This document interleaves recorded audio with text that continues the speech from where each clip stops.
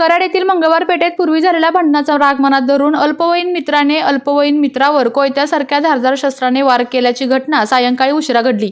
यामध्ये एक जण गंभीर जखमी झाला असून कराड शहरातील गजबजलेल्या टिळक हायस्कूल आणि महिला विद्यालय परिसरात ही हल्ल्याची घटना घडली असून एक जण गंभीर जखमी झाला आहे।